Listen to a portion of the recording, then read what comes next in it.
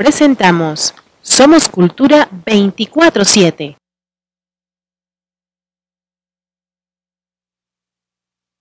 Buenas noches, Panamá. Bienvenidos a su programa Somos Cultura 24/7. Y como sabrá, seguimos en cuarentena. Miguel, lo digo todos los miércoles, te extraño. Extraño tenerte a mi lado, extraño conversar contigo, señor Miguel. Gente bullying. Cristian, ¿cómo está? ¿Cómo está? No, señor Miguel, aquí estamos. ¿Cómo está, señor Miguel? Bastante bien, contento. Buenas noches a todos los televidentes y radioescuchas de Somos Cultura 24/7. Aquí un miércoles más, dando a la cara por la cultura, sacando la casta a pesar de que estamos en cuarentena y llevándoles a ustedes siempre temas de actualidad, temas entretenidos, porque ya nos hemos puesto a la misión, el señor Cristian y yo, de hablarles a ustedes de temas que no tengan que ver nada con la pandemia, para poder que nos quedemos más tranquilos, fuguemos un poco el estrés y estemos en casa relajados, nutriéndonos un poco más de todo lo que hay en cuestión de cultura. Señor Miguel, yo espero que no nos estamos cohibidos en el día de hoy, porque tenemos la invitada. Definitivamente, tenemos una invitada de lujo.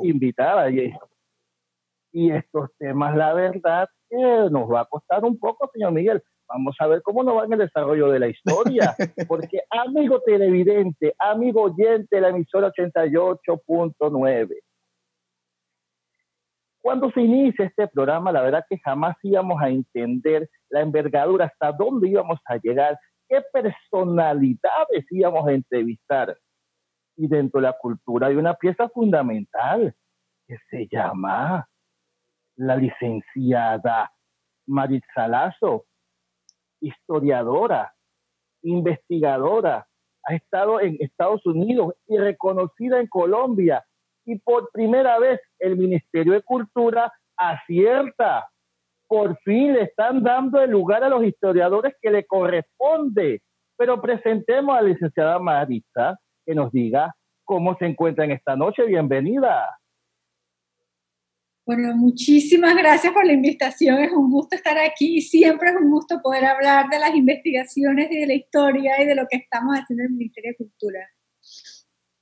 Iniciando antes de una actividad que están promocionando, que la verdad que cuando me explicaba la idea quedé muy encantado, pero una pregunta básica y fundamental. ¿La historia es cada vez más necesaria para formar personas con criterio? Por supuesto que sí, porque la historia nos obliga a pensar de manera compleja, ¿no? A pensar en nuestra sociedad, porque la manera en que nosotros vivimos, una sociedad como la nuestra, es una sociedad muy compleja, con problemas distintos, diferentes. Entonces la historia nos ayuda al tener el pasado, y lo bueno del pasado es que no tiene las complicaciones políticas del presente, ¿no? Porque lo traje entre otros partidos, otra cosa, otros espacios de poder, pero entonces nos ayuda a entender cómo funcionan las sociedades, ¿no? Y nos ayuda a entender cómo se resuelven ciertos problemas, cuál es la relación, por ejemplo, entre cultura, ideología, política, economía. Y una vez que uno entiende esas cosas para otros momentos históricos, para otras sociedades, tienes herramientas mucho mejores para entender lo que te está pasando ahora en tu sociedad, en tu presente. Miguel. No, y definitivamente es súper importante. A veces las personas desestiman un poco el tema de la historia y lo consideran inclusive hasta como para un segmento solamente de la población, y en verdad todos hacemos historia. Yo creo que sería en este momento buena la pregunta desde su punto de vista, Maritza, el momento que estamos viviendo con esta pandemia. ¿Es un momento histórico? ¿Lo podemos llamar de ese modo? Definitivamente, y no solamente por el virus, sino por la manera en que lo estamos enfrentando. Y no estoy hablando tanto desde el punto de vista médico, porque desde el punto de vista médico de la cura es muy, digamos, ha habido otros momentos así, pero esta manera en la que lo estamos viviendo de manera virtual, eso es absolutamente nuevo. Esta es la primera pandemia virtual. Y eso es un hito histórico, definitivamente, que no sabemos qué consecuencias tendrá. No sé no estoy diciendo que sea bueno o malo, pero es distinto. Es un hito, es diferente. En otros momentos creo que no hubiéramos podido hacer las cosas que estamos haciendo porque no había manera de hacerlo. Y si pensamos lo reciente que son estas tecnologías, nosotros, por lo que estoy viendo, todos recordamos antes de estas tecnologías, entonces sabemos que esto es reciente, ¿no? Y permite hacer cosas como esta que hubieran sido absolutamente imposibles si esta pandemia se hubiera dado en los años 80. Claro. Y basado a la misma pregunta, digo, ¿la enseñanza de los contenidos históricos sirve para educar o para instruir? A ver, yo diría que, bueno, no sé cuál es muy bien la diferencia entre educar o instruir, pero diría que para las dos cosas, ¿no? Primero porque entendemos de dónde venimos, ¿no? Tanto a nivel local, nosotros los panameños, y esto es bien importante, saber nuestra historia, porque si no pensamos que los únicos que tienen historia son otras personas, ¿no? Aprendemos la historia de otros lugares y pensamos que nosotros no tenemos un pasado que vale la pena contar. Y eso es terrible, así que sí tenemos que conocer nuestra propia historia y lo rica que es y lo compleja, sofisticada que es, pero también conocer la historia de otros lugares para no ser provincianos, ¿no? Y entender que encajamos en un mundo también. Y además que más un país como Panamá, que hace parte de la economía mundial desde el siglo XVI. Entonces, es decir, desde que llegan los españoles a Panamá, entonces es bien importante que tengamos esos conocimientos, ¿no? Todos. ¿Por qué le indiqué la pregunta? Sé que le tocaba a Miguel, pero tengo que adelantar porque tengo que ligarla. Sobre educar y instruir, porque todos nosotros que hemos venido de los distintos colegios, en teoría nos han enseñado historia. Repito la palabra, en teoría. Pero ¿por qué nadie nos explicó a nosotros lo rico de la historia? Como un ejemplo, el poder político del Arrabal, Santa Ana. Eso no está en la historia. Y eso sucedió. Entonces quiero que usted nos explique a los amigos televidentes, a los amigos oyentes, qué significó el poder político del Arrabal en Santa Ana, para que sepamos que hay parte de la historia que realmente sucedió en este país y desconocemos. Por supuesto, mira, al Arrabal ese es un tema que seguramente usted ya sabe que a mí me apasiona, ¿no? Y que sobre el que creo que hay que aprender y conocer mucho más.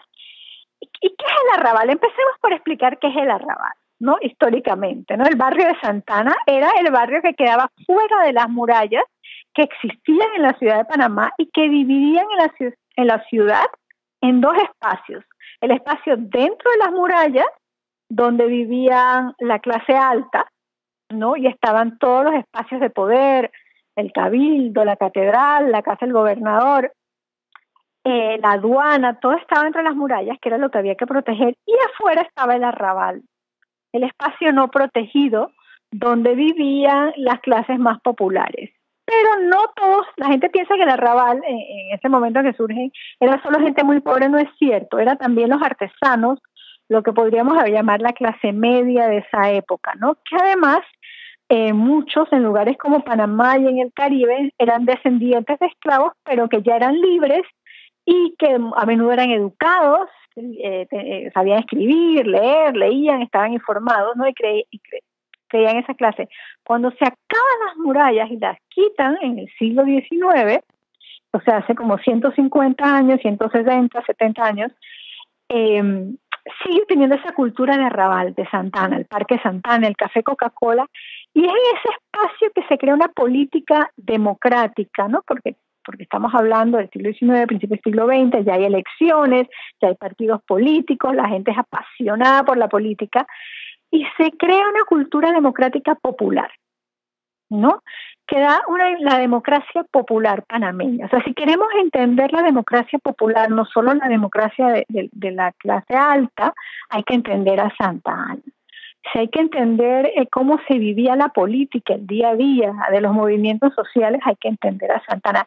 Pero no solo la política, también Santa Ana fue cuna de escritores, de poetas, de músicos, ¿no? O sea, es toda una riqueza que hay ahí de nuestra cultura.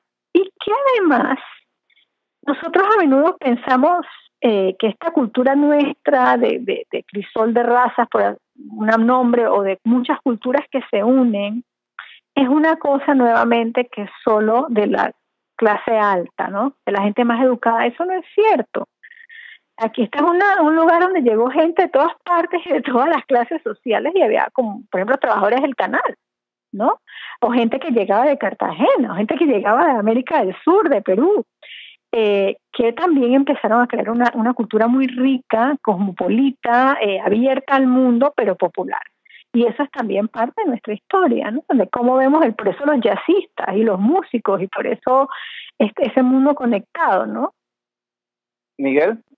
Sí, súper interesante. Me encantó la explicación que acaba de dar, porque a mí también me gustan mucho esas partes de la historia, y aprovecho que la tengo aquí para poder preguntarle en cuanto a esto del arrabal. ¿Usted cómo vio la evolución ya posterior a que los muros desaparecen o caen? No tengo esa información como es precisa, pero después que ya evolucionamos más como vida republicana, ¿cómo usted ha visto la evolución del barrio de Santana? Porque siempre ha sido icónico y siempre ha sido un barrio emblemático de la ciudad de Panamá. En la actualidad, ¿cómo lo percibe o cómo lo ve o cómo vio su evolución? Bueno, yo creo que todavía nos queda mucho por entender sobre ese barrio, por investigar, ¿no? Porque si yo voy a ser cierta lo que dije, que la ética del historiador es que uno no inventa, no me voy a poner a inventar aquí en la radio tampoco. Entonces hay muchas cosas que nos falta entender, investigar, para responder sus preguntas. Pero una cosa que sí queda muy clara es que el barrio de Santana, cuando se crea, por ejemplo, el parque donde estaba la plaza y se convierte en un parque, se entendió después de que se caen las murallas como un espacio social, un espacio público donde los diferentes grupos sociales iban a ir juntos, como buenos ciudadanos republicanos, compartiendo ese espacio. Y eso se mantuvo, yo creo, por un buen tiempo en la Avenida Central. Creo que lamentablemente, y esto lo digo como ciudadana que observa, la ciudad ha perdido espacios públicos donde los diferentes grupos sociales se encuentren, que eso era algo que pasaba allí y que pasaba en la Central. Entonces nos vamos distanciando y es más difícil tener sensaciones y sentimientos de comunidad y solidaridad si no hay espacios donde nos encontremos los diferentes ciudadanos en la ciudad, ¿no? En el país. Estamos todos aislados en nuestros barrios, en nuestros espacios segregados, ¿no? Donde estamos viviendo.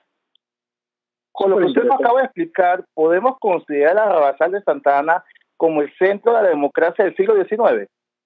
Definitivamente, ahí no hay duda.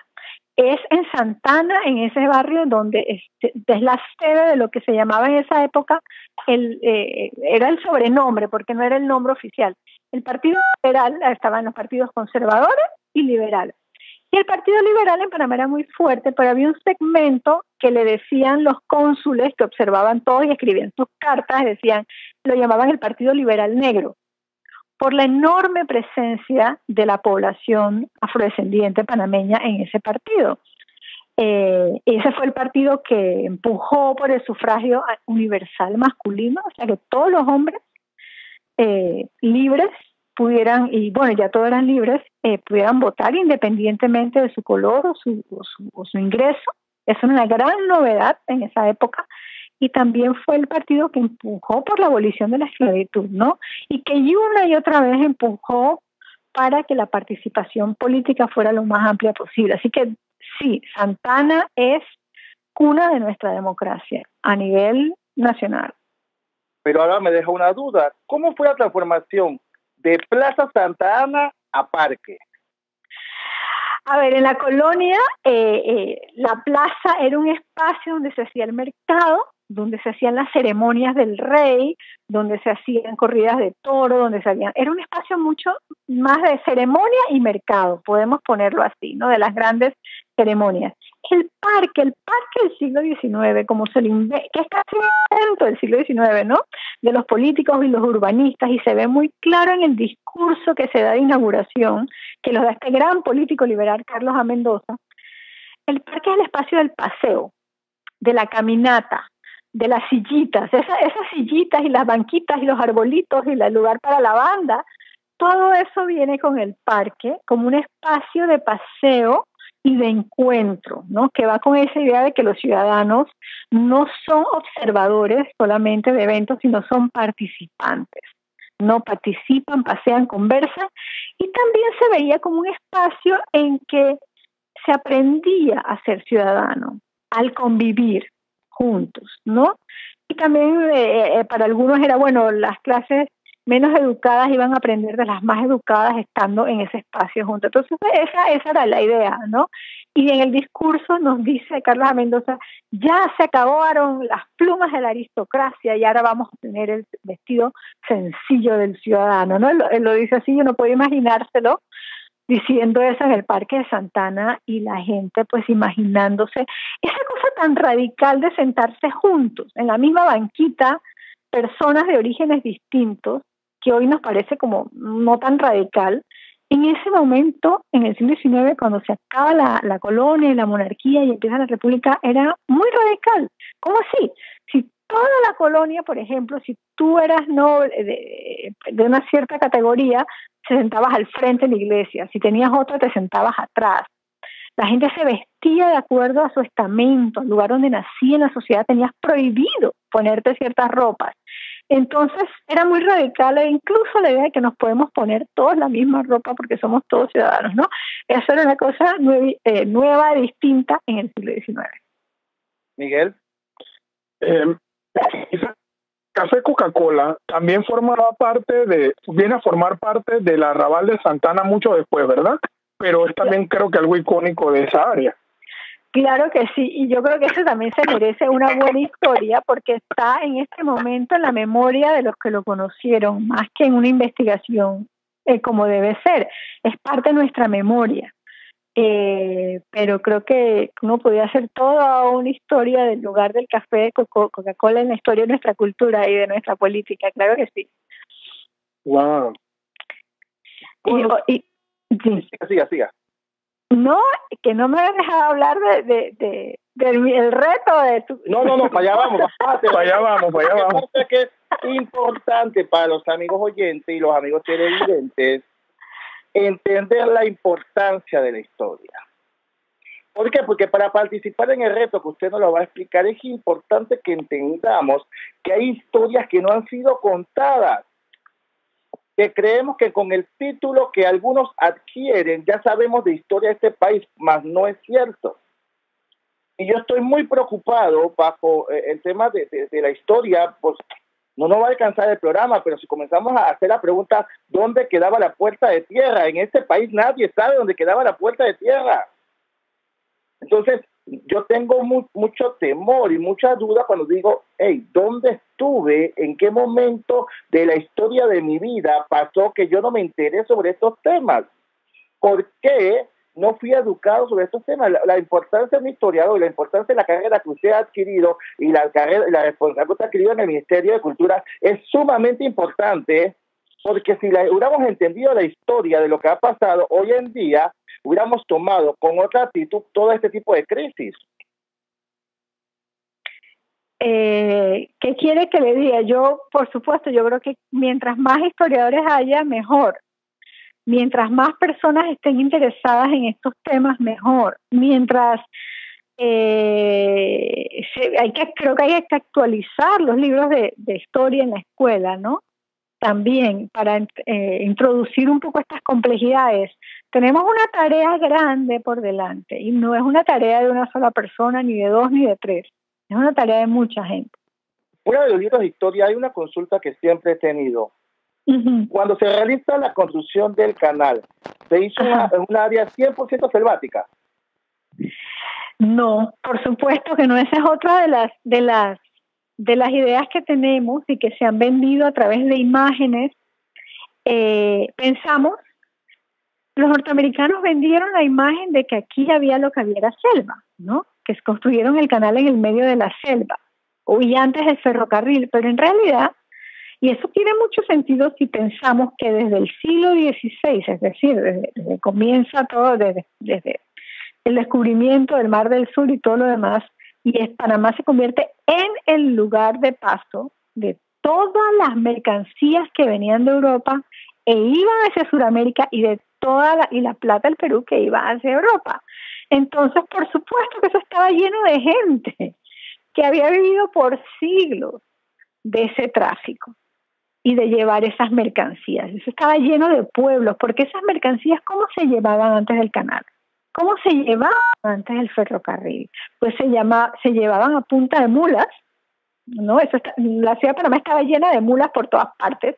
Hay que imaginarse una ciudad llena de mulas, y llegaban los barcos al Perú y se cargaban y cruzaban, y después cruzaban por barco el río Chagres hasta llegar al otro lado. Entonces habían pueblitos por todas partes, campos, cultivos, gente. Allí vivía la mayor parte del país. La densidad más alta de población en todo el país quedaba en esa zona, en esa área. Entonces era una parte importantísima para nosotros, tanto cultural como económicamente como políticamente. Usted tiene un libro muy interesante, queremos conversar con él ahora, pero en ese libro usted nos habla sobre desplazamiento y despoblación. ¿Qué significa para el pueblo panameño en su historia, o lo que usted nos trata de explicar del desplazamiento de la población, es una pieza fundamental de la historia para la construcción del canal? Bueno, a ver, yo creo que esto es muy importante, este aspecto. ¿Por qué? Porque creemos que a la gente se la sacó para construir el canal. Eso es lo que yo pensaba. De hecho, no sabía, ni yo sabía, y antes de empezar esta investigación, que había tanta gente allí, ¿no? Cuando yo hablo de esto, la gente se sorprende. De verdad, había más gente en ese pedacito de la zona del canal que en todo Chiriquí, sí, que es muchísimo más grande, ¿no? Para poner en contexto, en 1912 en la zona del canal habían 62,000 habitantes. En todo Coclé habían 30,000. ¿No? Entonces, para poner en proporción. No fueron 5 o 10 personas que se desplazaron.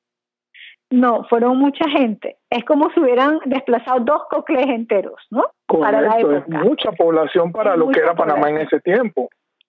Y una de las sorpresas que me llevé buscando esa información es que no se saca la gente para construir el canal. O sea, ya el canal estaba construido cuando se decide despoblar a la mayoría de la población. Muchos de esos pueblos no fueron inundados. Fue una decisión de otro tipo, política, social. Entonces yo creo que eso nos ayuda a entender que las decisiones que se toman, a veces que parecen técnicas, no siempre son solamente técnicas, y que hay que prestar atención a que la tecnología tiene un componente social, que tiene un componente político, que tiene un componente cultural, no es, hay muchas maneras de implementarla, y son decisiones que tomamos como sociedad. Miguel. Wow. Sí, Marisa, aprovechando también que estamos en ese tema del libro, yo sé que recientemente usted recibió un premio, el premio William Leogrande, si no me equivoco. Sí, hace unos días recibí la buena noticia que el libro se había ganado el premio William Leogrande por el mejor libro de las relaciones entre entre Estados Unidos y América Latina del último año, ¿no? Es un premio que otorga, administrado por la American University en Estados Unidos. Y bueno, es un gran honor ver ese libro, pues, que recibe ese premio. Muy importante. Se ha borrado las huellas históricas. ¿Con qué propósito? Es que no es que alguien la borre. Nadie se pone ahí a borrar, ¿no? Eso nos explica hoy. ¿Y por qué este tema es fundamental, amigo televidente y amigo oyente? Porque cuando nos hablan de historia, antes de conocer a la licenciada, yo puedo decir, no, hombre, toca aprenderme ese montón de países, fechas. Pero cuando uno entiende lo rico de la historia, la importancia de todos los acontecimientos que han pasado a este país para poder llegar a la democracia que hoy tenemos, yo hago la consulta. ¿Por qué me han eliminado de mi vida una parte fundamental en donde yo puedo, como en este momento, conversar con un historiador y hacer este tipo de consultas? Porque normalmente en un colegio yo levanto la mano y hago una pregunta como esta y me mandan a callar. Está prohibido el debate. Entonces, pues yo quiero saber por qué a Cristian Albelo, yo no sé a las demás padres de familia, demás estudiantes, yo digo, por Cristian Albelo me han borrado la historia y me han cortado la historia de una manera política, cuando la historia tiene muchos aspectos de por donde ver esto. O sea, la Constitución del canal me dice, de tal fecha a tal fecha, pero hay una historia, solamente con que se hayan desplazado 60,000 aproximadamente personas. Esto es, alguien dijo, tú sabes que este pedazo no nos conviene, vamos a moverlo por acá, y aquí no ha pasado nada, y vamos a hablar de la fiebre amarilla y esas cosas, pero ese desplazamiento, eso no existe. Entonces, yo deseo saber, indudablemente sin comprometerla, cuál es su opinión sobre el tema de las huellas históricas. ¿Usted considera por qué no está plasmado en los libros de texto?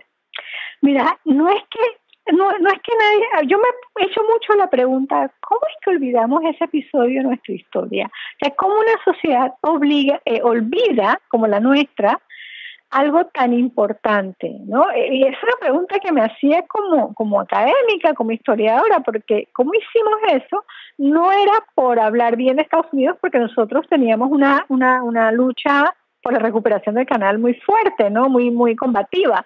Entonces esa historia hubiera ayudado, de hecho, en esa lucha. Entonces no es por eso que se borra. Entonces, ¿por qué se borra? ¿Cómo se borra? Y una de las conclusiones a las que llegué es que las historias a veces se borran cuando se reemplazan por otras historias y se dejan de contar. En este caso fue fácil porque no es que se dejó de contar, es que se empezó a decir que sí se sacó a gente, pero era para construir el canal, ¿no? Que se inundó, porque además es verdad que se inundó, porque es verdad que hay un lago. Entonces es una historia que es cierta, pero al ser cierta, oculta, se va olvidando otros aspectos de esa historia. Y al no decirlos nadie, se van eliminando. Y también recordemos que las historias de esa construcción del canal no fueron escritas en su mayoría por panameños, ¿no? Fueron escritas casi todos por propagandistas que llegaron al principio de Estados Unidos, ¿no? A apoyar lo que estaba sucediendo. Y después muchos otros historiadores tomaron esas propagandas como si fueran una verdad.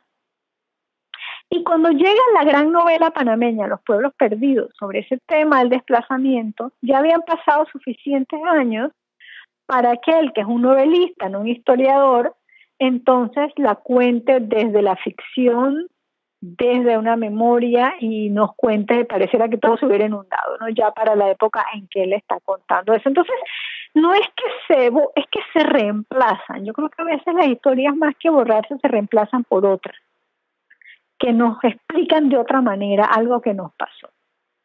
Miguel.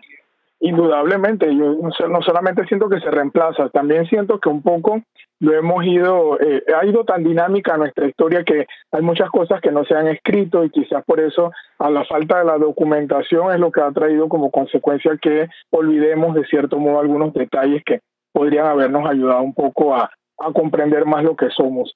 ¿Y qué periodo de la historia, y ya porque sé que tenemos que ir al tema que es principal para nosotros aquí, pero por último, porque de verdad es muy rico tenerlo usted aquí en este programa, ¿qué periodo de la historia panameña usted dice, bueno, este es el que a mí me gustaría revivir o recontar o si yo pudiera viajar en el tiempo, ir a ese periodo de la historia de Panamá? ¿Cuál es el que viajar en el tiempo no sé si a ninguno, porque todos tenían sus cosas, pero me parece, pero tal vez...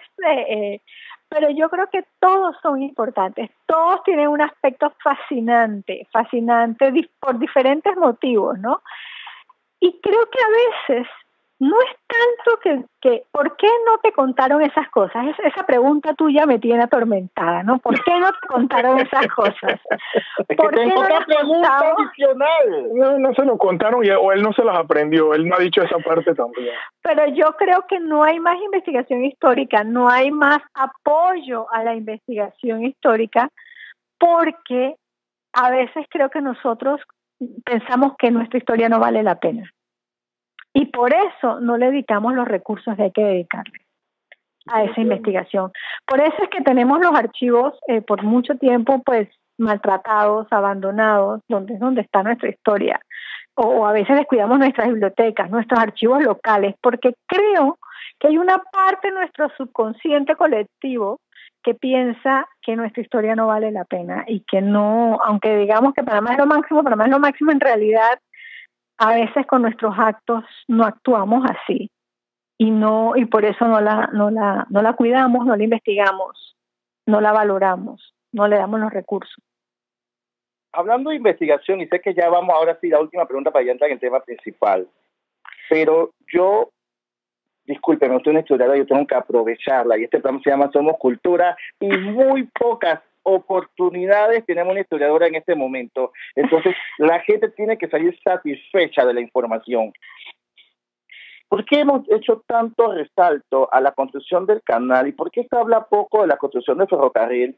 Y es que aquí en el siglo XIX ocurrieron muchas cosas importantes en Panamá, como la abolición de la esclavitud. ¿Por qué esa parte de la historia no ha sido contada? Sí, es fascinante, y en eso Panamá es parte de también cómo se cuenta la región.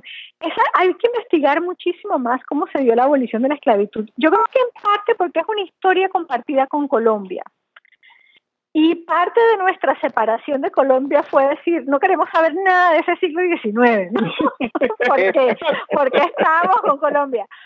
Pero en realidad hay que volver un poco a ese siglo, ahora que ya ha pasado tanto tiempo y ya superamos eso, ya nadie, o sea, ya somos país, punto, ya hay nadie que lo cuestione. Sí podemos volver con más tranquilidad a entender ese momento que fue tan formativo para nosotros y pasaron cosas tan importantes como la abolición de la esclavitud, ¿no? En Panamá. Y entender ese proceso que fue además, mire, a nivel global. Toda la economía dependía de la esclavitud en Estados Unidos, en Panamá, en Colombia, ¿no? A principios del siglo XIX, cuando comienza a abolirse y de repente una sociedad cambia.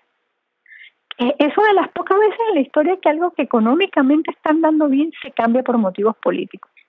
Imagínense. O sea, entender, y con una campaña de propaganda política de los abolicionistas, o sea, muy, muy buena. Una de las primeras, tal vez, campañas políticas modernas es la de la abolición de la esclavitud, ¿no? Entonces, es muy, muy interesante y tenemos que investigarlo. Amigos televidentes, hemos llegado ahora al tema principal. Había que aprovechar a la historiadora y me parece que en esta hora le hemos hecho preguntas que a lo personal me voy satisfecho porque se rellena parte de la información que desconocía y recupero historias del pasado, aquellas huellas que en mi educación me prohibieron entregármela, pero voy a discutir ese tema con el Ministerio de Educación más adelante. No me metas en líos. El Ministerio de Educación, al cual yo voy a reclamar lo que me han hecho. Pero voy a decir que Somos Cultura, gracias a Dios. Campaña virtual. No hemos puesto... A mí me encanta el confinamiento. La verdad que la gente que está molesto, pero a mí me encanta porque no hemos puesto modernos.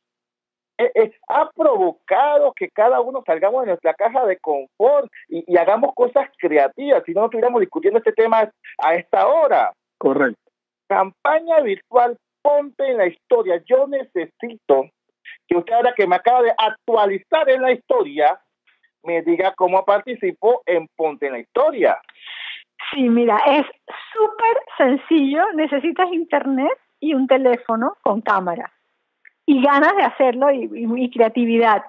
Buscas una imagen, una foto, un cuadro, un grabado de historia de Panamá o de historia del mundo, que te guste, que te diga algo, averiguas el título, de qué se trata, y en tu casa tratas de crear esa misma imagen, esa foto, en tu casa, con lo que tienes, ¿no? Y volver a hacerla y le pones un título, y cuando la hiciste, la subes a las redes del Ministerio de Cultura, de Mi Cultura Panamá, y le pones el hashtag Ponte en la Historia. Ejemplos que ya tenemos de gente que lo ha hecho.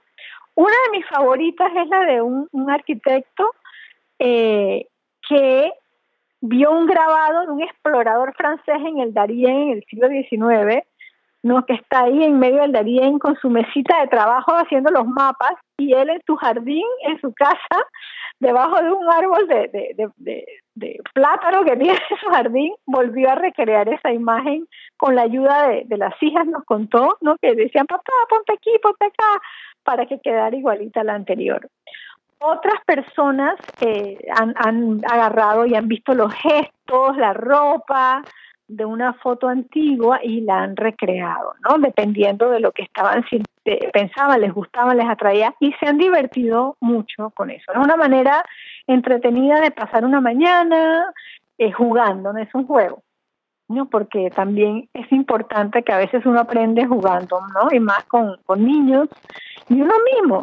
Yo cuando empecé también yo con una imagen que recordaba de una señora en una hamaca en el siglo XVIII panameña que se llamaba Señorita de Panamá en hamaca, ¿no? Y vamos a hacer eso, vamos a ver cómo, vamos a tratar de hacerlo en la casa. Y así uno juega. Miguel. Entonces, por lo que entiendo, yo puedo recrear cualquier espacio de la historia panameña, ¿verdad? Es así. Panameña o extranjera, no hay límites en ese sentido. Bueno, nos gustaría que hubiera algunos que hicieran historia de Panamá para ir aprendiendo y teniendo más esas imágenes. Uno de los concursantes, por ejemplo, agarró trencitos y carritos en su casa, chiquitos, y recreó una foto muy famosa de la vieja ciudad de Panamá a principios del siglo XX, ¿no? Con el tranvía y todo lo demás. Entonces, también así, él logró crear un exterior dentro de su casa. Ah, ok. O sea que hay muchas maneras en las que se puede participar uniendo la creatividad con la historia. Es así, ¿verdad? Exacto. Buscas una foto y tratas de hacerla en tu casa. Una foto, no tienes foto, también es un dibujo o una pintura. Y tratas de ver, bueno, ¿cómo puedo hacerla yo y cómo verme así en mi casa? Ok, wow, súper interesante. Y esto va a estar subiéndose a las redes y compartiéndose en las redes del ministerio, ¿verdad? Sí, ya están, si quieren ver ejemplos, pongan el hashtag Ponte en la Historia, ya están en las redes del ministerio, tenemos un pequeño videíto que les puedo pasar para que lo pasen por aquí, con los ejemplos de lo que la gente ya ha hecho para que se inspiren, porque yo creo que viendo las imágenes es que uno realmente se da cuenta de lo que es. Y así se estimula la creatividad, porque uno así ya puede tomar, creo que, ejemplos y referencias, ¿verdad? Exactamente. Y la gente sabe... Sí, ¿cuánto tiempo es el concurso? ¿Tiene un límite de tiempo? ¿Va a haber algo que pase posterior a que las personas suban sus fotos? No hemos puesto límite del tiempo porque eso fue una cosa que surgió pues ahora con el coronavirus y tratando de pensar, bueno, ¿qué podemos hacer desde la casa? La gente, todos estamos encerrados, entonces, bueno, vamos a tratar de divertirnos, aprender, de tener actividades en la casa que sean también activas, ¿no? No solo pasivas, sino de hacer algo, ¿no? Dentro de tu casa que sea diferente. Entonces, al final lo que vamos a hacer es una exposición virtual con todas las imágenes que suban los que participen en el reto. Bueno, un buen llamado. Es un buen llamado y como palabras finales diría que es un buen llamado a las personas porque yo sé que todos estamos viviendo la cuarentena de una manera diferente y es sano que cada uno lo haga dentro de sus recursos, posibilidades, limitaciones o ventajas. Sin embargo, creo que esta oportunidad de ser parte de la historia y ser parte virtual de la historia debe motivarnos. Ahora que estamos en casa, yo veo muchos que están con sus hijos y que los motivan a veces a grabar videos jocosos, que todos estamos viendo videos muy jocosos de ciertas plataformas específicas en redes sociales, y creo que también si hay tiempo para eso podemos un poco recrear la historia, compartirla, ser parte de la misma y educar a nuestros hijos, nuestros sobrinos, a las personas, nuestros vecinos, no lejanos, solo los más cercanos porque estamos en cuarentena, pero formar parte de lo que nosotros somos, porque yo pienso que la historia es parte de nosotros y en este momento estamos viviendo un momento histórico y esto es importante porque lo vamos a poder contar a todas las generaciones futuras y que más que honrarlo también con parte de esta iniciativa. Muchas gracias a la licenciada Marisa por estar aquí, por compartir con nosotros y bueno, Cristian, yo extraño mucho estar en el estudio y poder hacer nuestras reuniones post programa.